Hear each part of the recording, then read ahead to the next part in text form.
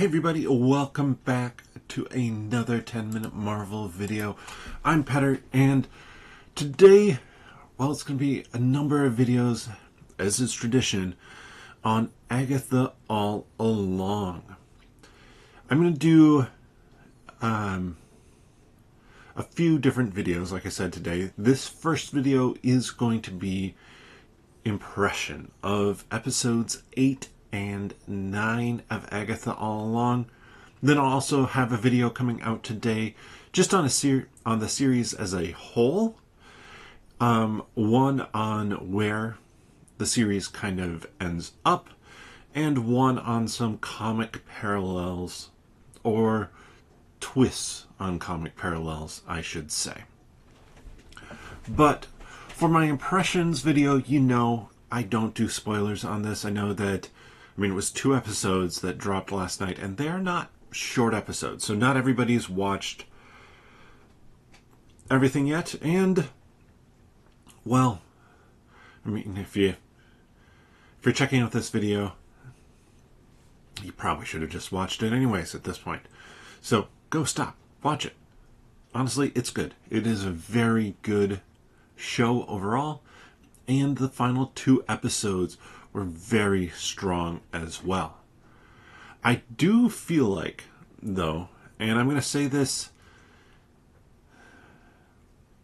and I want to make sure that I'm clear on how I say this, because I really enjoyed these final 2 episodes.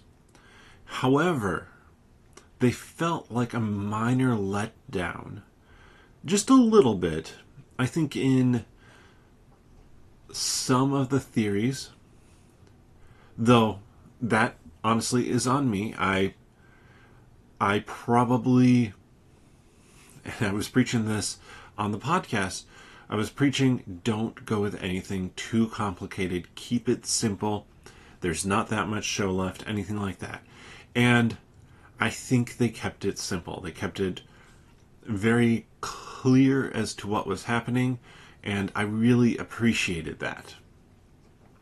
However, it felt like it could have used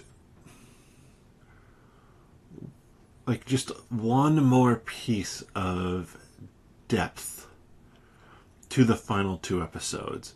And I think that's less a critique on the final 2 episodes, though. It's more a critique on how good episode 7 was. I've said that that's one of my favorite episodes of television overall, just of all time.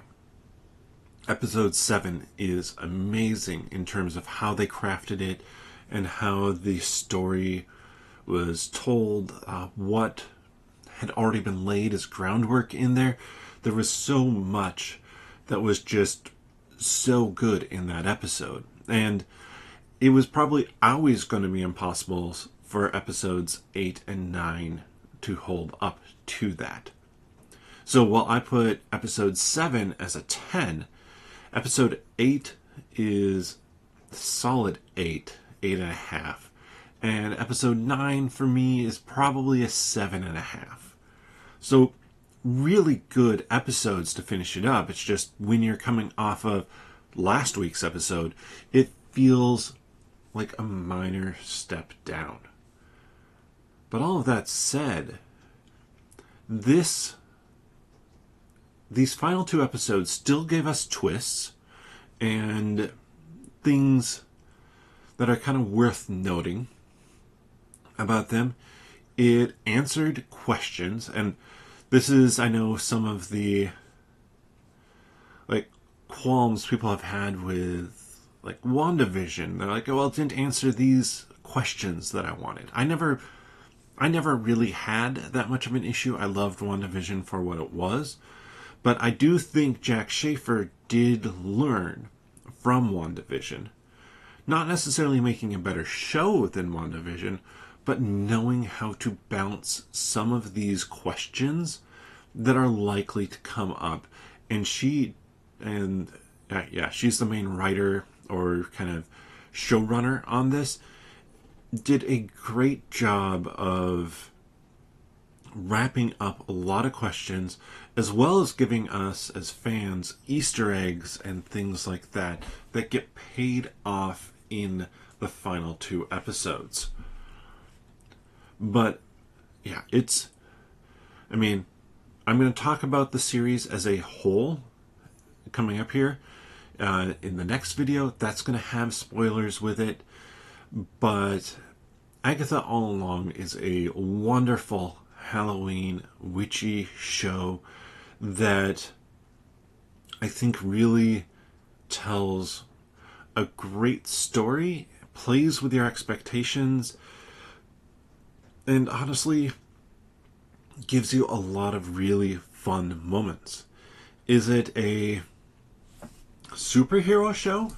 No. It's a superhero-y as most of WandaVision is, which is to say, not that superhero-y. And it works because it knows the story it's trying to tell. Even something like Loki isn't that superhero-y, it's time travel-y. It has a fantastical element to it, and Agatha All Along has that as well, which we get a little bit more superhero-y in the last 2 episodes, but it works, and it never becomes or pulls the focus from what the series is really trying to be, a show about witches. And yeah, it's really good. And that's all I'm going to get into for this first kind of impressions video. Got a little bit for the whole series and also the final 2 episodes there, and why I think for me it's a step down from what episode 7 was, but into 2 really good episodes to wrap up the show with some really good storytelling still in it. But with that, I really do appreciate you watching all these videos I put out on Agatha All Along and all the videos that I'm putting out on Marvel content. Let me know your thoughts on the finale of Agatha All Along. Did you enjoy those last 2 episodes? Leave a comment with your letter grade, or out of 5, 10. Let's say out of 10. I did out of 10. What's your out of 10 score for the finale of Agatha All Along? Leave that down in the comment section below. Please give the video a thumbs up. If you enjoy this content, check out the other videos we have. Obviously, I talked about some of the ones that are going to be coming out today still around Agatha All Along, the finale, and the series. So check those out. Also do videos on comics and Marvel trading cards and things like that. And if you want to hear kind of the full conversation that we're going to have on Agatha All Along's finale and the series, join us for the podcast that comes out at the start of the week. I think I'm going to be switching it to Mondays, which is why I'm saying the start of the week. But you can find it here on YouTube. Click on the channel, subscribe if you aren't already. We do appreciate it, everybody who has subscribed. And then click on the podcast tab. Or you can find the podcast wherever you get your friendly neighborhood podcasts from. But with that, we'll see you next time.